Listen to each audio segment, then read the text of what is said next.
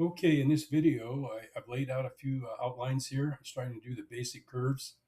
These are the main part to get me started with equal sections, identical or relatively identical curves, and that'll be the base for the pattern. This is a leather hard clay. It's still attached to the bat also, and I just usually like it to pop off by itself, and then I clean up the bottom. But anyway, I'm using a small music wire tool.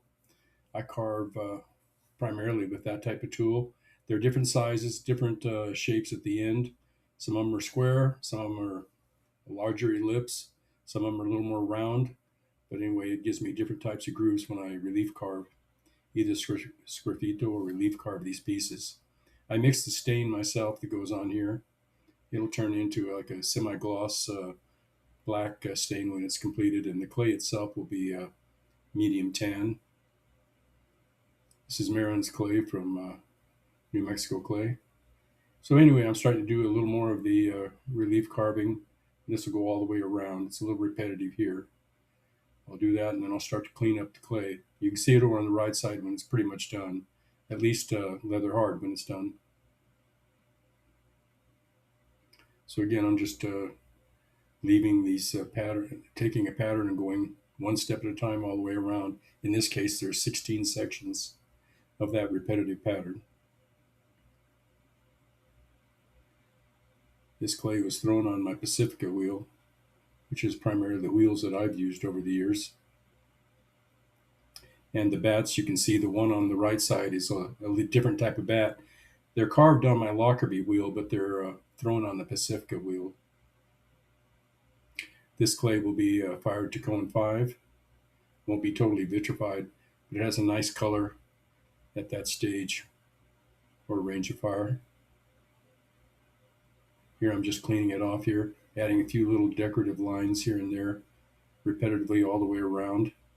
After it's done at this point here, it'll be flipped over 180 degrees, taken to another wheel where I have the device to set it on there, center it, and then clean up the bottom, smooth it out a little bit so it doesn't rock or not high-centered when it sets down on something. Here I'm lifting up the bat just to clean up the edge. I'm giving it a smoother surface with a much wider loop tool. I'm just doing kind of like a rough sanding of the surface area here, cleaning some of the groove marks out. A lot of times I like the groove marks to be seen.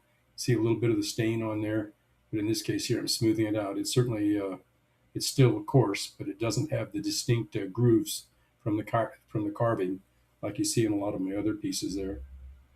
On the right side, you can see there I have the piece upside down.